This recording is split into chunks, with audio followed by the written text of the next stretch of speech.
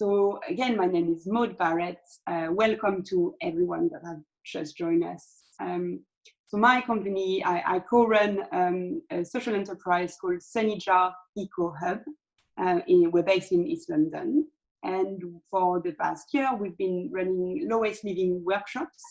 Our aim is to make sustainable living easy and accessible for everyone. And basically, we run like different kind of workshops, like beauty, teaching how to make your cleaning products, for example, repairing your clothes, all sorts of workshops to really tackle the kind of waste issue in a practical way. So what else should I show you? Maybe tell you a bit more about low waste living, because it's not, for me, it's a very normal thing. I've been living low waste for the past 10 years.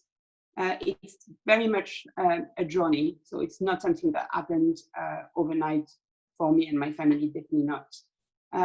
Low waste living, I suppose, it's a process of looking at the waste that you produce. Everything that you buy, everything that you use, everything that you throw in the bin, and thinking about the impacts of this waste on the environment, but also on your health, maybe even on your well-being. Like we all know that living in a cluttered house and having, too much things that are not useful for us can be quite stressful. So this is kind of part of the process as well. It's looking at the whole picture and really be critical about your own consumption and, and the waste that you produce. So this is what low waste living is. And it's been like very much my focus and, by extension, my family focus for a number of years now. And it also has been like a source of enjoyment for me, fulfillment, I would say. That's why I'm so keen to tell you about all the things. And yeah, telling you online is not as lovely as it is to tell you in person, but hey, this is the way we have to do those things. So I hope that you can get as much of my journey as possible, and please do ask questions during my talk. I will always try to have a look at the questions, and I will definitely have like a lot of time for Q&A at the end of the session, so I can get through all the questions and your comments and try to have a little bit of a chat. So yes, what should I tell you? I think that the first thing I should tell you is my motivation. Why low waste living and beauty, low waste beauty, let's say, or minimal beauty is important to me. So when I first started thinking about low waste, it wasn't the waste actually that was a problem for me, because I didn't realize. It was health. So the way I went to this sustainable kind of way of thinking was because my family and my children and I had eczema. And it was nothing I could do to help, particularly on my young children. My son was a baby at the time, and he had severe eczema. And we really didn't know what to do. And we tried few things, didn't work. So I kind of like starting assessing what we put on our skin. And I was like really, really stupefied by the amount of chemicals that even a baby was subjected to. From the laundry liquid to all the, bathing products and so on. So I just cut everything. I just gone really quite extreme, and I started, just taking all those products away, and starting replacing them by really, really simple products. Basically, my thought at the time was, if it's not something that you will eat, that you will put in your mouth safely, then why should I put it on my baby's skin? Why should I even put it on my skin? So that's really what the process was like. Okay, if it's not edible, it's not going on our skin. And I became again, quite focused on that. And so I then realized that, the waste that we were producing in the bathroom was huge as well. And by having this approach, we managed to cut down on so much packaging.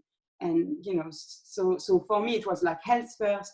Then the environmental impact, I just realized that we were cutting down on so much waste, so it was great. And that made me want to go further.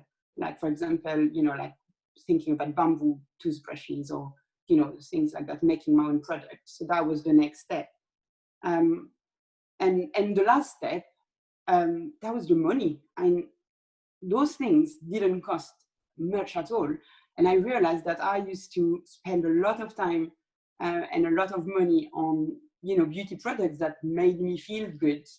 And yeah, that's something to say about beauty. I suppose I should have maybe started with beauty. What is beauty? I mean, beauty, when I call the workshop beauty products or beauty, natural beauty, maybe the right word for me should be, you know, self-care or even hygiene. This is really how much I see beauty nowadays.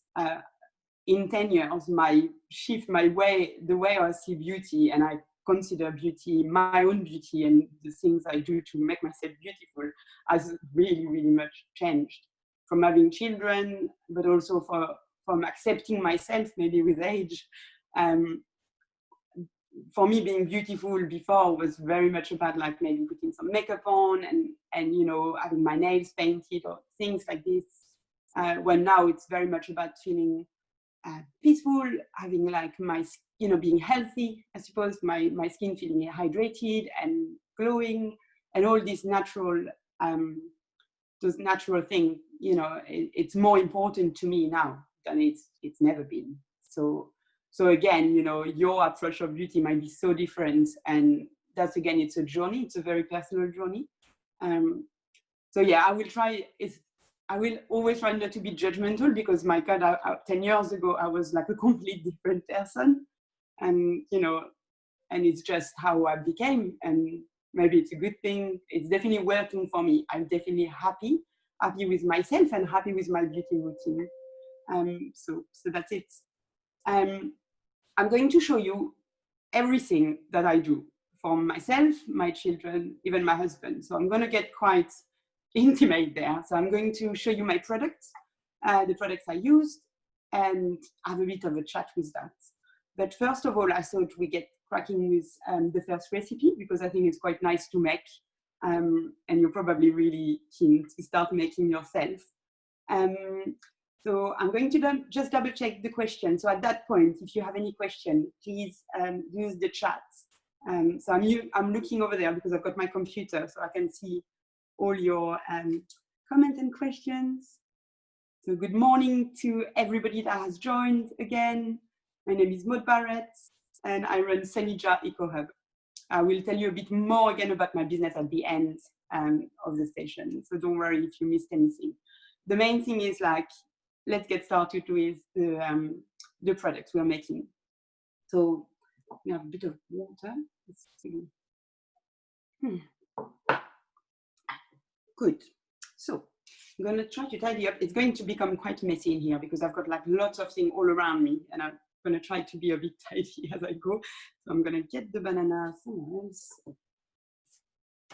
Yes, and this. So the first product that we are going to be doing is the deodorant. As I said before, the natural deodorant was the first thing I used, I replaced, and definitely the first thing that I personally removed from my beauty or my daily routine. My underarms were quite itchy, and I just suddenly felt like, yeah, I just couldn't cope with the mainstream deodorant. And I started reading all about aluminiums and all the horrible, nasty compounds that can be found in, you know, let's say mainstream supermarket deodorant. So I stopped wearing deodorant. At this time I was living in the Middle East, so I can tell you that it didn't go down too well. So I just couldn't, and I mean, most of you, I mean, I know of some people that don't wear deodorant, and lucky them, but for me, I mean, I'm just far too crazy and hectic, and I just sweat like most of us, so I just can't live without deodorant. So I started looking for substitutes and different options. So the first thing I tried was this alum salt or alum stone. So this is like a natural stone that, or salt actually, it's like a form of salt that naturally occurs that is hard like that. And you kind of like humidify it or wet it a bit, and then you apply it underneath your armpit, and that works quite well. However, it was not strong enough for me. So it might work for some, and it definitely would work in like a winter day where I'm not doing too much, let's say at the weekend. So I'm not completely saying it's not great, but it wasn't strong enough for me. But you could give it a go. It's really cool. It's really easy to use if you're going on holiday and stuff, because it's like quite small. You can take it. It's completely dry. So what you do, you wet it, you put it on your underarm, you rinse it, and you kind of dry it. So I find it quite hygienic and quite useful. So I still have it. But what I really use now on a daily basis, and what I'm really happy with, is this homemade deodorant that's based on bicarbonate of soda. So what makes it work really well is the bicarbonate of soda. Bicarbonate of soda is a naturally occurring salt again that's help kill the bacteria that makes the sweat smell bad. So they're responsible for the bad smell. So that's what works in this. So what you need to make this deodorant is some bicarbonate of soda. So I can tell you a bit more about where I buy the products at the end. If I don't, please remind me. There's a few websites that I can suggest.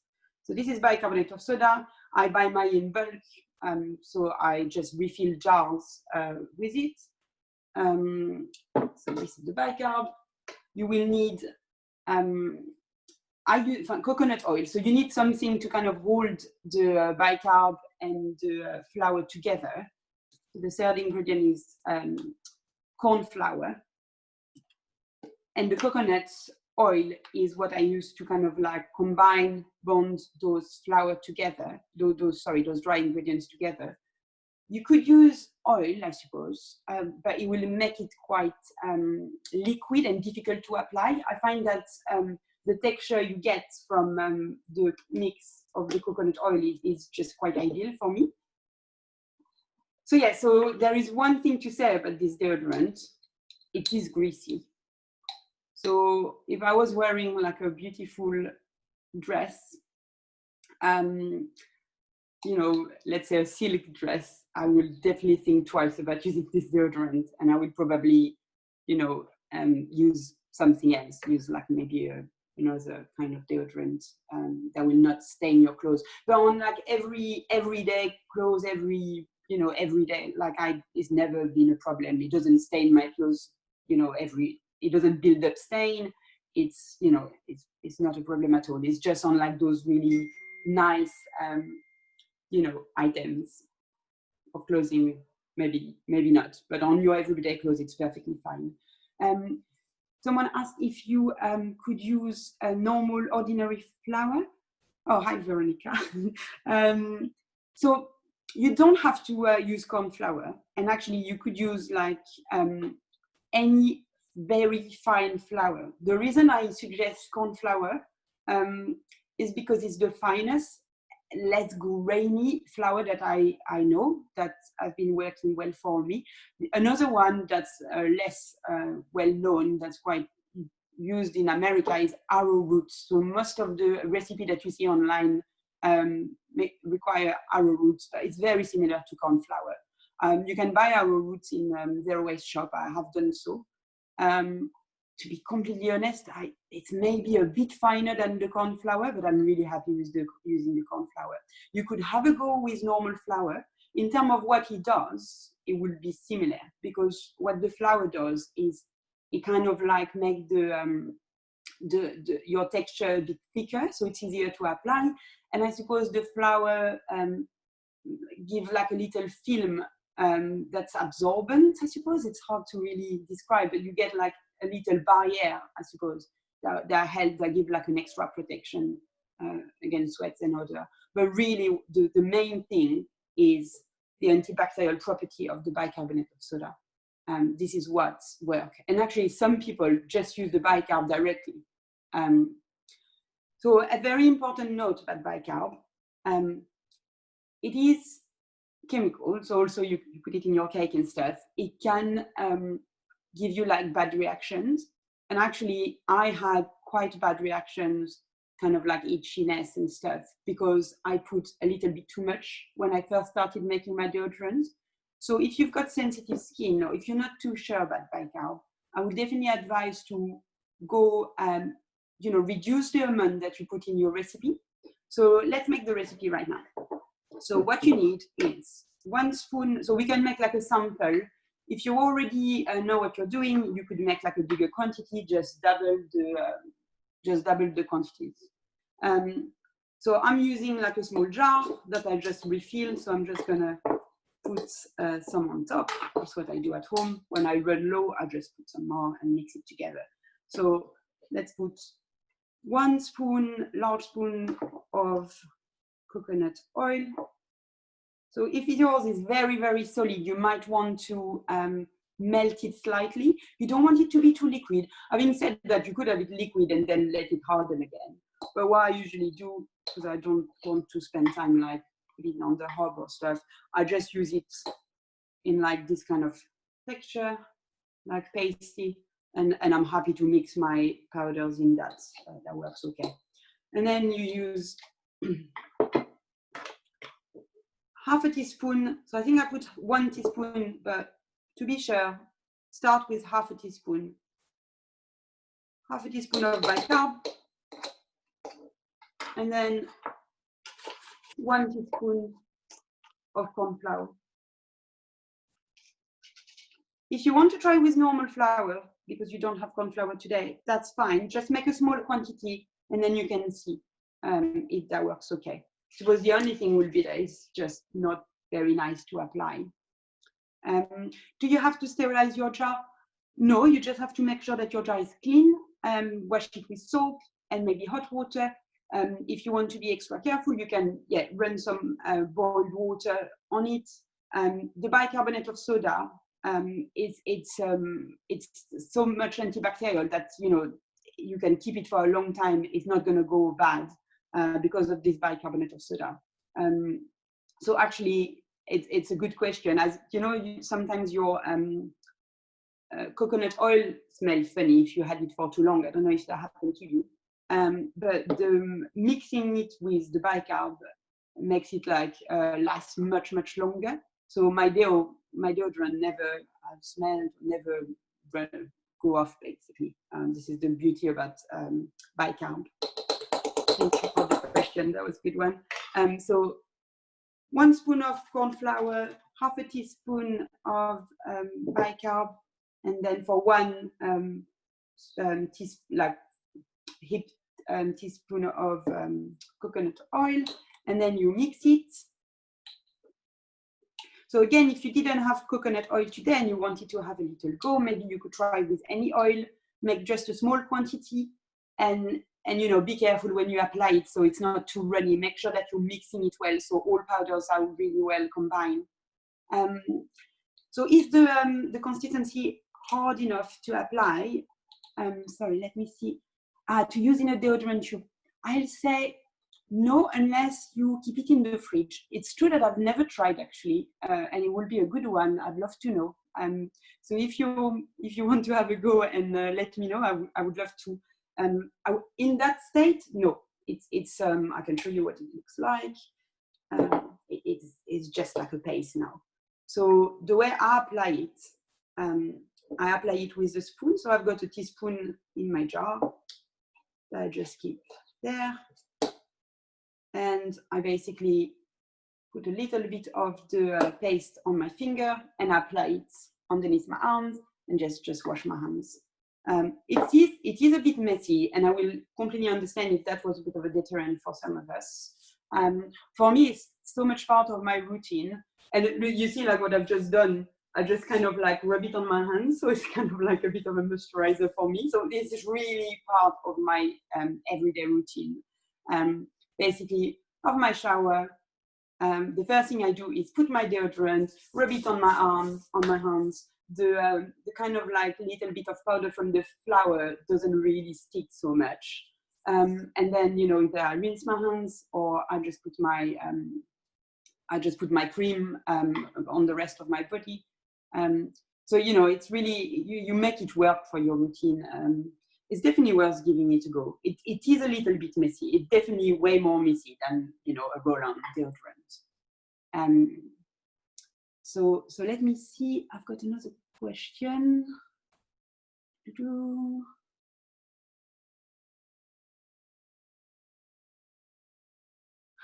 So I'm really talking about coconut oil. So it's not coconut milk. Coconut milk will not work. We will use coconut milk for another recipe. But what I'm talking about is coconut oil that you can use for frying, for example. So I used, I bought mine in, I refill this tub from a small, you know, zero waste shop that I have locally. I mean, before lockdown that was, so I had quite a lot and I'm running low. But you can buy this in Tesco's, in any kind of supermarket. It's just your normal, maybe organic. Organic is always better for skincare. Or, but yeah, it's just your virgin coconut oil. This is what we need. Yeah, the cost. So good. Hi, Alicia. Very good comment. It is super cheap. I mean, it's so much cheaper. You can make it, particularly if it's something that you have already in your cupboards, that you use coconut oil and you use corn flour. I use bicarbonate of soda for cleaning, so I always got a lot of bicarbonate of soda. This is like it's not a cost that I can even really see. You know, maybe the coconut oil is what the most expensive in this recipe, but you need so little. I had that for 6 months. Actually, I have a problem often that my coconut oil become a bit rancid, you know, because I don't go through it fast enough, because I don't tend to cook very much with coconut oil. So yes, it is super cheap. So that's my first product. I'm going to get straight away with the second product, because I'm quite conscious of the time and I speak far too much. I'm so sorry. So let me tidy a little bit. So for the next recipe, what you will need is coffee ground from basically directly from your cafeteria from this morning.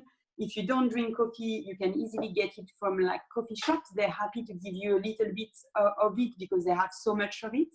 So I'm talking about this thing. So I'm going to make a mess now. It's going to get terribly messy. So this is coffee ground. And again, I say waste because my business and my ethos is very much about low waste, but you could absolutely get the fresh stuff from the packet. To be completely honest, it will be better for you because the antioxidant properties that we're looking for with the coffee will be greater in like a fresh, the fresh powder, the one that hasn't been like already filtered, because most of those properties will end up in the water, in the coffee that you drink. However, there is still quite a lot of those antioxidant properties in the coffee waste, and you definitely get the scrubbing, this kind of like scrubby effect of the coffee waste. So for me, it's a win-win. I mean, I really don't like wasting or throwing it in the bin, anything. So this is really important to me. But again, if you want something super antioxidant, go and you have coffee to spare, go for fresh coffee. For this recipe, you will need a small jar. I would encourage you to sterilize or at least like run some hot water from the kettle in your jar, or make sure it's really clean. I find that this recipe can, you can affect the sorry, how do you say, the shelf life of this product by, you know, not having a very clean jar. And also sometimes using coffee that has been like dried in the oven helps as well to keep it a bit longer. So there's a few things that you can do if you want to maybe, let's say, make a present. Those things make fabulous presents actually as well, yeah, for friends and family. So if you wanted to make this recipe a present, I'm going to give you a few tips to extend the life of this product. If you want to make it just for you to use, just make a small quantity of it and just make it more often. And that's what I do, and I'm happy with that. So let me put all the ingredients that you need for this recipe. Again, things that we all have at home, I expect. So again, the base of this scrub is the coffee waste. So scrubbing properties because of the texture, and also antioxidant property from the coffee. The smell is very, you know, I mean, it makes me feel like invigorating, I suppose. It's like one of those things that I associate with morning. So no, you won't be smelling of coffee all day, I promise. It's very much like a coffee smell when you apply your scrub in the shower. It goes completely away after. So don't worry about smelling like a latte. It won't be the case. So let's make the recipe, and I tell you about the ingredients as we go. So clean jar with a lid that you will keep on the side of your shower. Make sure that not too much water go in it. It needs to stay quite stable. That's it. If you wanted to make just like a sample for you to use in the shower, you know, at the weekend, let's say, just use a small bowl and make your mix, apply it directly, and then, you know, you can just, that's it. You don't have to store it necessarily. So in terms of the quantity, it's very much how you like it. I find that I've got the recipe for you. You can use those quantity, but it's very much what kind of consistency you like. And so you can definitely be, you know, making it up and adjust it as you want. So I'm going to start with 1 spoon of coffee ground.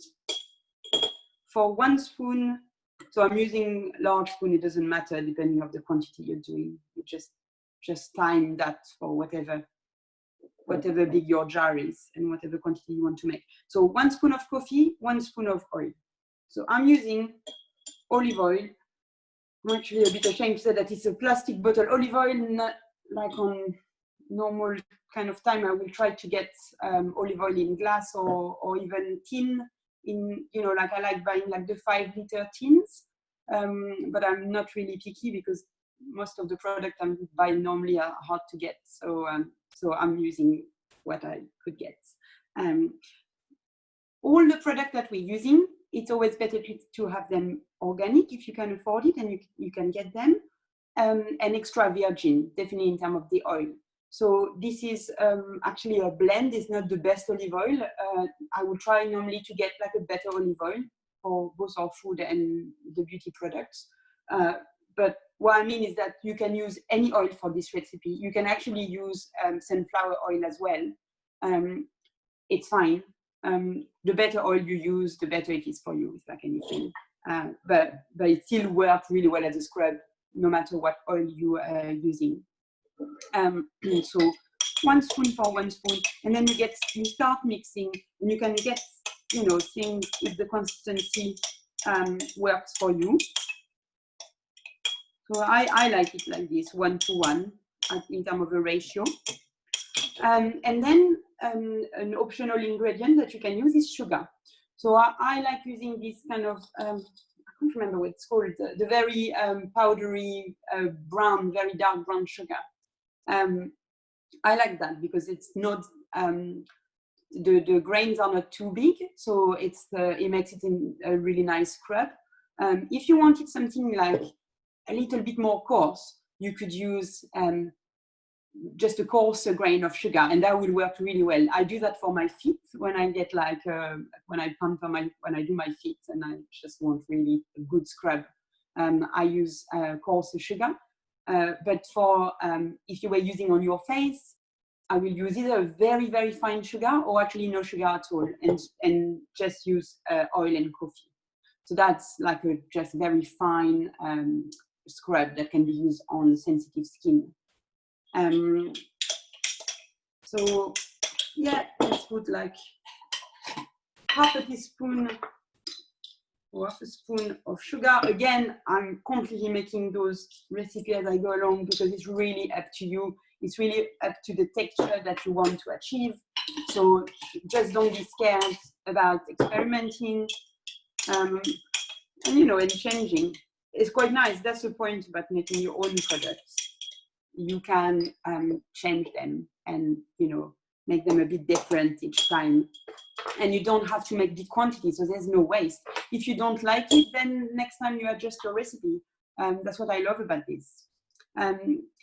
So if you wanted to make this for a present, for someone that, or make a big quantity that you will keep, I would really suggest to dry your coffee waste before, or using fresh ground coffee. That would be a good way as well. So basically, just make sure that there's no water, not too much moisture in your coffee, because that's what makes it go bad. That's what makes it go moldy. So dry your coffee. So what I do, I put my coffee waste on a tray and dry it on 50 degrees heat in the oven for about half an hour. I find that that really helps. And then also make sure that you're, if you're going to give it away, make sure that you close your lid really well. That is quite airtight. Someone asked, yeah, so thank you, Sarah, for this. So, Sarah asked if we can use normal reuse lid, or if we recommend another cover for the product to keep it airtight, like making jam. So that's a good question. I never have, even for present. I just really make sure that everything I use is very clean, and that I close my lid really tightly. And then I tell people, you know, just to avoid their eyes, just to make sure that they smell the product before using it. So you can very quickly tell if your product is gone bad because it smells vinegary. So basically your product kind of turn, ferment, I suppose. This is what it does. I use fermented coffee scrub on my feet. I am not recommending it because I mean, it's been fine with me, but I don't know really what it would do. So I would actually put it in the bin. It's cheap enough and easy enough to make. You can put it on your flour pot. On your flour, they will like that. Coffee ground is great for flowers and vegetables. So that's it. So yeah, always when you give products away, always give like a little bit of an instruction. Always label your product. I know it's silly, but I mean, I've got lots of jars everywhere in my house with no labels, and I mean, it drives my husband completely mad because he doesn't know what is what. And if I leave something in the kitchen, you don't know if it's edible, if it's something for the beauty product. I mean, it can be quite messy. So I tend to put like labels or write directly with a marker pen on my product, on the jar or on the container, just to remember what is in what. So that's quite important. Okay, so this is the second product. So we're gonna have like a quick break at making products, just so I can show you very quickly what I use at home. And I'm gonna try to be brief because I can see the time is going and I've got so much more I want to tell you and to show you. So I suppose I'm going to do it like this. I'm going to put a lot of products in front of me. In a normal workshop, I will actually put a lot of product in front of everyone and then invite everyone to kind of speak about what they have in front of them and give their experience, and that's much a nicer way of running it. But since we can't do that, I'm going to have to go through myself. So please ask questions. I'm never going to cover everything. So I'm sorry about that. You can ask me a lot of questions at the end. Don't be shy. Alicia asked a question about if it's good to use the scrub on your face. Yes, it is. Again, don't use sugar, or use maybe honey or like a very smooth and small grain sugar, so it's not too rough on your skin. You could definitely use the coffee and the oil on its own. That's what I use on my skin. And always do like any other product. Do a little bit of test on somewhere that's not too sensitive and see how that goes with you. You can also use the scrub as a bit of a mask, so you can leave it for, let's say, 5 minutes and then gently scrub and rinse. So that's something that you can do for your face. That's lovely. That's it. Yeah, and you just rinse it with water. So that's a lovely thing to do, definitely. Okay, so what product do I use? So I suppose something that is very much like an association with minimal and low waste sustainable living is the bamboo toothbrushes. I am using bamboo toothbrushes for myself and my family. I'm using those plain ones, and we kind of draw on them to know which one is which, and also kind of try to mark when I bought it, so I know when it's time to change them. This is what I used for brushing our teeth, and it's okay. We like it. I feel like it's better for the environment, so I recommend it. Again, brushing our teeth and oral hygiene is something that I am very, you know, I find it difficult to give too much of my opinion, because it's too important, I find, to be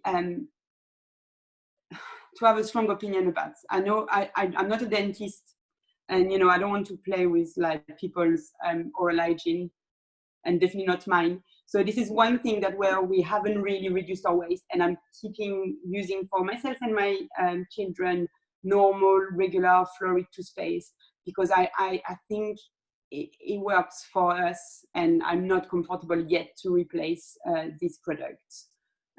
So again, not judgment. It's about what works for you and the knowledge you have, I suppose. And again, you know, I'm not a dentist, but my dentist is urging me to keep using those toothpaste, so I'm trusting him, I suppose.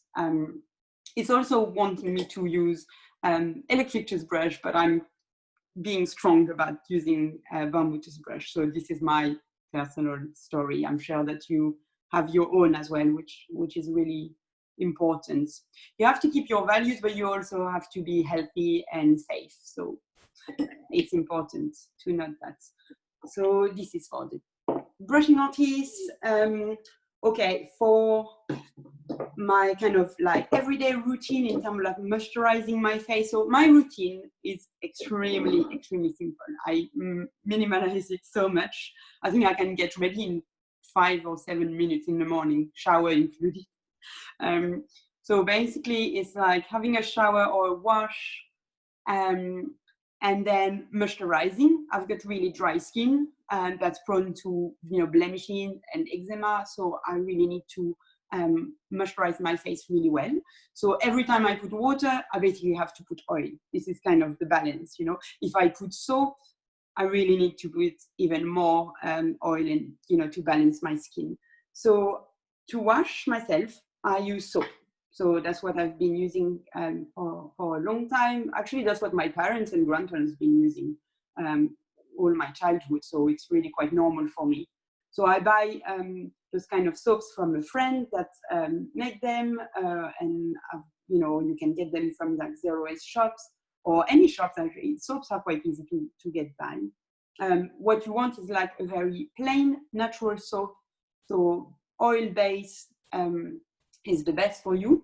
If you've got really sensitive skin, soap might not be the thing for you. So again, read and experiment. I find that it's fine with me. The only thing I don't do with soap is cleaning my private parts, because it's not good for that. So I just use water for this, and that works for me. Sorry, I'm being very intimate here. So that's the soap, and then I moisturize. So I use oil to moisturize my face. At the moment, I'm actually using olive oil, because I can't get to shops that normally, where I normally go to buy almond oil or jojoba oil, which is what I prefer using. But olive oil has been amazing. Actually, olive oil has been really good for my skin, and I'm thinking like, you know, I might carry on doing that after. I usually make my own blend of oil, and I can tell you more about that maybe in messages, or, you know, if you want to comment, if you want to know more details about anything, you can comment on our social media or send me direct messages. I'll let you know after how to do that. And I can tell you more in detail. But yeah, oil in the morning and oil in the night. I make like 2 different blends with a bit of essential oil and different oil for morning and for night. For my body, I make my own body butter. So that's another workshop, really. We need to make a workshop just for oil and moisturizing, I think. Let me know if you're interested in that. So yeah, so body butter, I use shea butter and olive oil mixed together, and that's what I use for my body. My husband is Caribbean, and he's got like really dry skin, and he's been loving this. So that's worked really well for him. Shea butter, olive oil mix, and become like this kind of like thick paste that he, thick cream, thick butter that he applies on his skin, and has been really, really good for him. Okay, so, and our children as well. So that's all we use for moisturizing, and all of us. I mean, my daughter, and my son, I put the same oil on their face, and that's been working really well. I also use a cream that a friend made for me that I really like. It's aloe vera gel base with a little bit of oil as well. I think almond oil and aloe. And it's a lovely cream. Not rich enough for my skin every day, but just really fresh and nice. So if you've got like more like a mix to oily skin, aloe and almond oil is what I recommend. It's a really nice blend. For shaving, I use like a razor like that, a reusable razor. It works really well for me, and you have to be careful with it, a bit more so than with like the disposable one, but I really like it, and touch wood, I haven't cut myself with it. My husband, unfortunately, has got like a really kind of difficult beard, I will say, and he really can't do it. He does it at the weekend when he's got a lot of time in his hand, but it's something that is a bit of a failure. He hasn't managed to really swap for this one. Just because he's cutting himself too much, it's taking too long. So he's still using the, disposable blades. So that's what it is. But for me, it's perfect. I really like it. In terms of kind of like reusable thing that I use this on my face, those little kind of scrubby, crochet scrubby that a friend made for me. And I use them on my face. They work really well to kind of like makeup remover.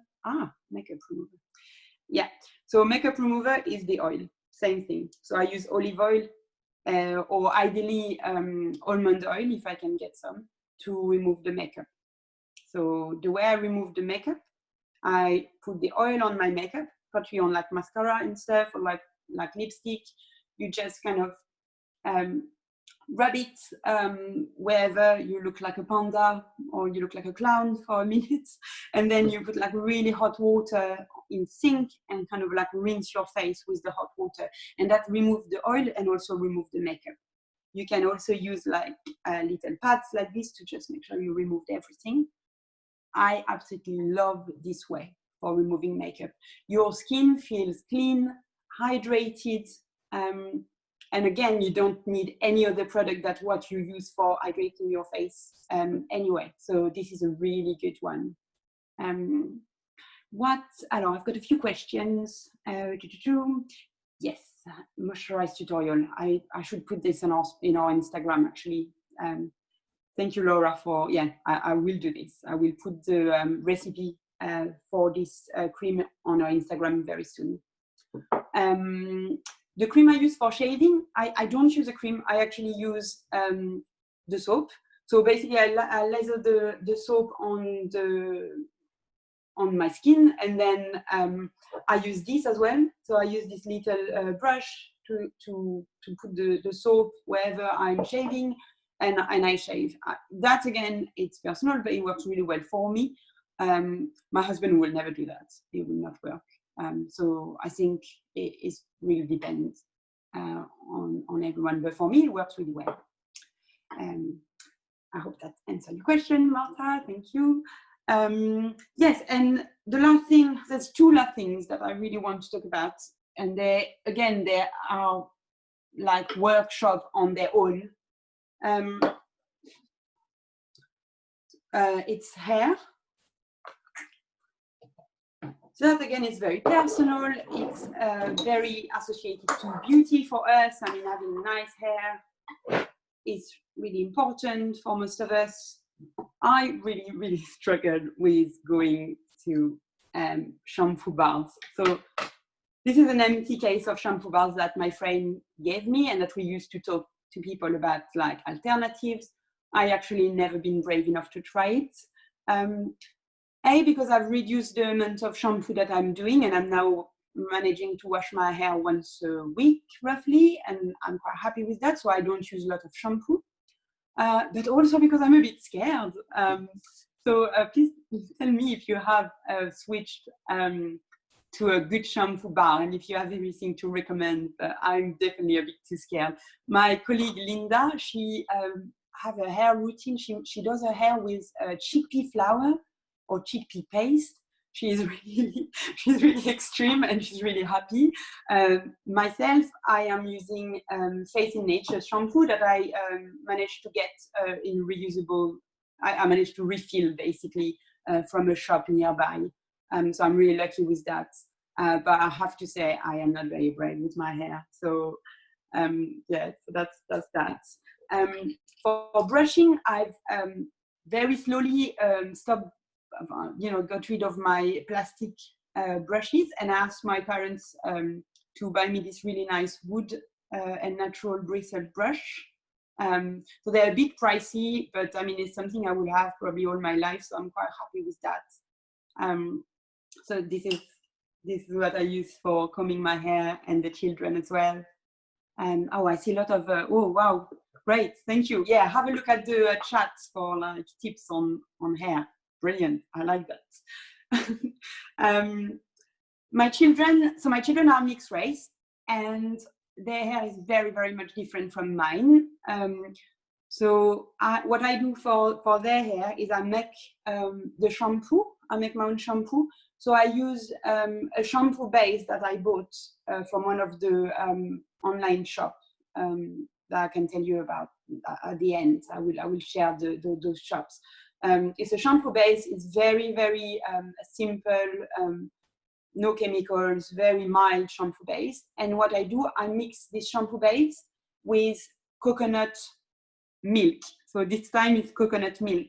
So the problem with that is that you can't make a big quantity. You have to make it and use it. So what I do, I freeze coconut milk in ice cube tray. So I get like a small amount of coconut milk.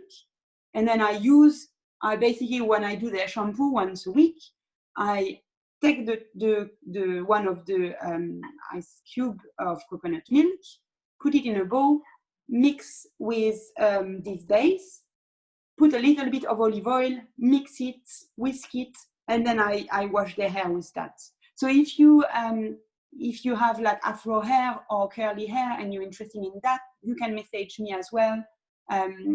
I will give you my email or my social media thing at the end, and don't hesitate to ask what I do with my children for their hair routine, because I'll be happy to share and to get more ideas as well.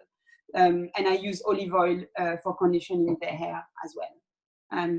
So that's it. My goodness, it's really late. We're going to have to really rush to make the last two recipes. I hope that you can wait a little bit. We're running out of time. A very quick word on periods protection.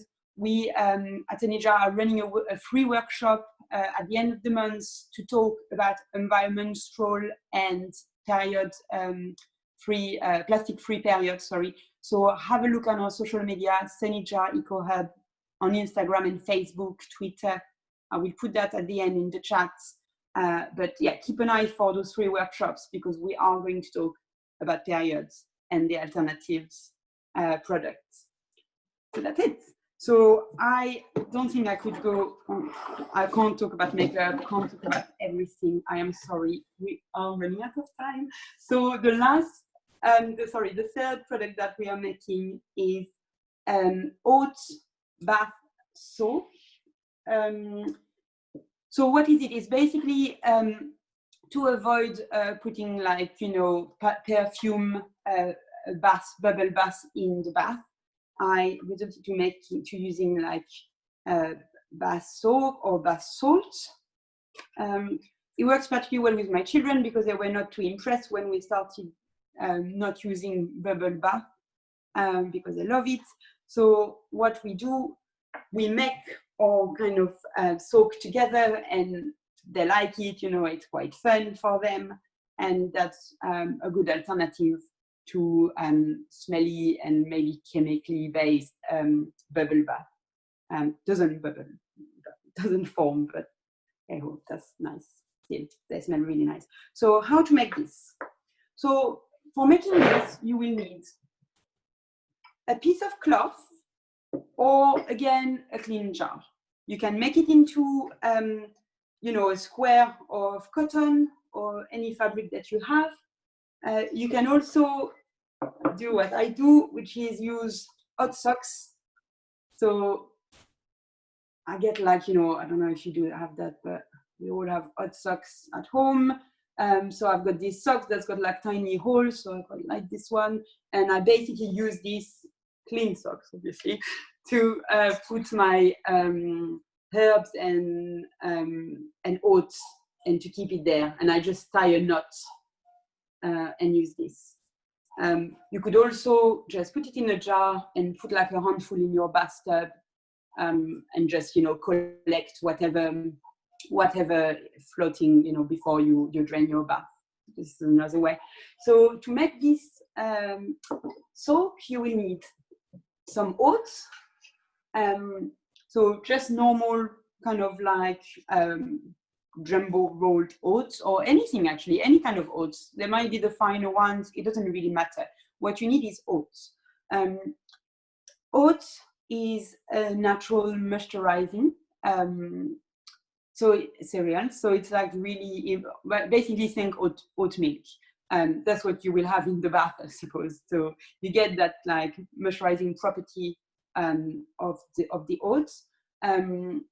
But it's also like really soothing. So it's really good for people that have got eczema. So I've been using it quite a lot on my skin and my children's skin. It's just really soothing for the skin. And I actually put all the properties of the product that we're using and more on the kind of like recipe sheet that I've been sent to you. So if you don't have that, just let us know and we'll resend to you. So yeah, there's all much more about why is it good to use this product or this product, so you can get started on making your own.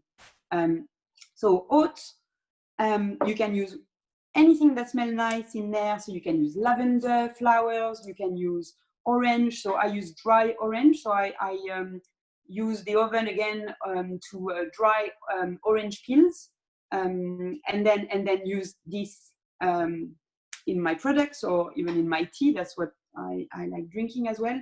So dry orange peels. You can do the same with lemon. You can use rose flowers. At the moment, there's a lot of rose blooming everywhere. Just try to get a little bit of petals, rose petals, and use that in your mix. So basically, the way you do your little mix, you put a couple of spoons of oat in the center of your cloth or in your jar, and then add how much you want. It doesn't matter how much, you know, how much you can of like whatever herbs. So you can use like eucalyptus, rosemary, lavender, anything that's fragrant around where you are, and use this in your bath, and that's lovely. If you want it to be like really more fragrant, you can use essential oil. So essential oils have to be used, you know, not too much, because they are not always the most sustainable thing, because they need so much resources to create such a small quantity of product. So I'm always careful about not, you know, using too much essential oils, but they're definitely a big part of my sustainable living ways, because we all like things that smell nice and they've got amazing properties as well. So you can use lavender oil or orange oil, anything that you like that smells lovely. So just put 1 or 2, you don't need a lot, like 1 drop is enough per bath in your mix. And then, yeah, just like make a little bundle, use either an elastic or a pretty twine if you're gonna give this as a present. I use elastics that I get from my veg or wherever I get them from, I keep them. and that's it, you know, and you get like a little nice present to give away. How much herb would you put? In terms of proportion, I would put probably a ratio or 3 to 1. So I will put like maybe 3 spoons of oats and then 1 spoon of whatever herbs or oranges peels or whatever I'm putting. But again, this is really personal. Have a test, you know, like maybe start with this 3 to 1 and then see how it goes. Thank you for your question, Charlotte. Okay, so that was this. And yeah, again, if you don't have a bath, I use this on my feet. I love soaking my feet. It's a bit of a pastime in my family. We soak our feet at the weekend, and we use oats. We use this for soaking our feet. So if you don't have a bath, don't panic. It's really a nice thing to do. Yeah, with just like a bucket of water in your feet. Okay, so before I do the last one, I've got like one question from Sarah. Alors, in this day, with much focus on antibacterial hand wash and sanitizer, would you recommend adding bicarbonate of soda to a hand soap? Have you tried? I would not. One, because the soap is enough as it is. I mean, we have to really remember that to kill the virus, like the soap is enough on its own. The antibacterial is when or the hand sanitizer is when you don't have washing facilities. So I will not add anything more than soap, because soap is doing the job as far as I understand and I know. So I definitely use the soap much more since the COVID situation, and I definitely, you know, I'm really confident in the soap I use to you know, to get rid of the virus or any bacteria or any dirt that I have. So I would really recommend to use soap and to carry on using soap even after this whole pandemic. So no, sorry, to quickly respond to the question, I will not add anything. Yeah, I hope that's okay. So the last product that we are making is really a fun one. And to be completely honest with you, if you follow us on Instagram, you might know I didn't try this very much before this workshop.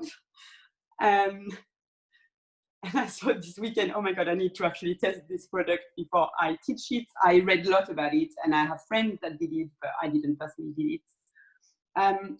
So I had a go this last weekend, and I actually filmed myself and put myself on Instagram, which I never do. And it was quite funny for me to do that. And this mask turned out so gross at the weekend. I used like a really very, very black banana. That was really, really at the end. And it was like, it got really, it looked like snots. Sorry, I'm laughing of my own stupid video that I did. And yeah, it was like really hard to apply. So today I am using a not so ripe banana, and I'm hoping that it will make a nicer texture. Having said that, the result of the mask was amazing. My skin was so soft, so much glowing, and I was so surprised. So although the you know, putting the mask on and the first reaction was a bit like, oh, the result and the effect was amazing. So I really am keen to teach you that mask now. So for this mask, you need half a banana. You don't need a full banana. If you want to use the whole banana, you can put it on your hair as well, because it's a good mask for your hair. This is something to do at the weekend when you've got a bit of time, because you know you need a bit of time. It's a little bit messy, and it's definitely quite a fun thing to do. So half a banana. I might make like a, yeah, you can't put it in the fridge, you see, so you can't really keep it. So you need to make this really when you're going to use it. So I think I'm gonna have to have a mask after this workshop. So, and you guys too, if you're making it. So half a banana in a clean bowl, containers, jar, whatever you have. I mean, this is going to be, again, you can't store that mask at all, so it has to be immediate. You make it, you apply it, that's what it is. Then you need a fork. Sorry, I'm missing one. Here we go. So you're gonna need a fork to mash the banana. So you're gonna mash your banana quite well. You want it to be like, turn it into a paste. And then you're gonna add, so you could put this on your face and that will be like amazing, because the properties of the bananas are what we are looking at for this. So it's like antioxidant again. It's like a toning, and it makes your skin like glowing, like it really improves the tone of your skin, I suppose, the glow of your skin. So have a look at the document I sent about the properties. This is in a nutshell, this is what it does. And whatever we're adding is an extra. So you can put the banana on like this, but you can also make it even better. So I'm using coconut milk this time to just make it even more like moisturizing and just like even more like soothing for your skin. So coconut milk, it's got a lot of great properties, and again, have a read through those properties on the document. But it's a moisturizing. It's got moisturizing properties, but also antibacterial property that are natural in coconuts. So actually, in the coconut oil that we use, that also added a little bit of an extra protection for the deodorant. You know, when we're talking about the benefits of using coconut oil. So coconut oil, this is coconut milk that we're using for this recipe, but they've got similar properties, obviously. So I'm using half a teaspoon of coconut milk. You can use normal milk, you can use yogurt, you can use oat milk. So you can be quite flexible with what you use for this recipe. Any kind of milk will work quite well and will add different kind of properties. So maybe read a little bit about the product that you're using, but milk generally are good for this recipe. So half a teaspoon, you carry on mixing it. And the last thing that we're using is honey. So again, it's optional again, but if you have a bit of honey, it's just, honey is amazing for your skin. Again, it's like a natural antibacterial, it's a natural moisturizer, so it helps locking the moisture in your skin. It's amazing. It's got a lot of really great properties for your skin. So I'm going to use half a teaspoon.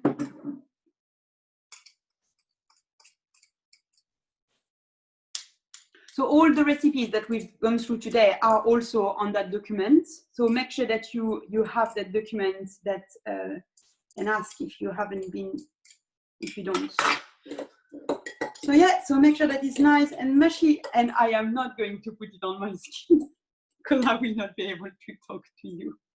If I do, it would be funny, but I am not. I actually probably gonna eat that because it's all nice. Yeah, so you wash your face with soap, wash your face really well prior to applying the mask. Then what I've done at the weekend that was really nice, I steam my face just over boiling water for a few minutes, just really to open up the pores, clean my face even more. Then I kind of rinse my face, wash my face again without soap this time, just rinse my face really well with warm water, pat dry it, and then I applied the mask. I left the mask for as long as I could. It was about 15 minutes, 10 to 15 minutes. You can keep it, I think, on for up to 20 minutes. You will see it kind of start drying on your skin, and that's a good sign. That's good. And then you just rinse your mask off with hot water, and you will need nothing else. I even didn't even put moisturizer after because my skin was really nice and soft. But if you need to, you can just apply like an oil or anything that you use for moisturizing. So this is my last recipe, and I am so sorry I'm running out of time. There is a few last things that I need to tell you just quickly about how to know more about what we do. So we are a social enterprise because we run like free workshops. So because our mission is really to to talk to as many people as possible and being as inclusive as possible. What we love doing is to run free or really affordable workshop. So thank you so much, South Westminster's BIDS, for inviting us and for paying us to be here today and kind of funding our social mission. This is so important for us. So thank you so much. All the workshops that we've done previously with South Westminster BIDS are on their channel, on their YouTube channel. So South Westminster BIDS channel, you can see me doing this kind of workshop on cleaning. We did like a t-shirt making, t-shirt bag making. What did we do? We did a few things. So I think it's our 4th workshop today. We've got a final workshop on the 1st of July, where I will teach you how to make face covering from upcycled materials. So barrier face mask. So come to this one. I think it will be at 10 o'clock on the 1st of July. The tickets will be released very soon. So have a look on our social medias for more details on that workshop. So to follow us, Sunny Jar Eco Hub, Instagram, Facebook, Twitter. Please don't hesitate to comment, to communicate with us on social media. We love it. We love answering your questions. So yeah, that's really our way now to communicate, I suppose. If you don't have social media, you can email me. I'm going to write down my email here. So it's maud@sunnyjarecohub.com. There you go. So don't hesitate to use this email to reach me. If you want us to do a talk or workshop in your workplace online for your work, ask us as well. We're always happy to do that. Yes, and the final thing we've got, we created with the North Bank BID low waste booklet, and you can find it on our social media. You can find the link to purchase that low waste living booklet and support our projects. So have a look at that as well. If you have any last questions, I would love to answer it. I am so sorry I ran out of time. Thank you so much for coming today. It was amazing. Yeah, I hope I haven't forgotten anything. If you have a question that hasn't been answered, feel free to copy and paste it again so I can have a look at it.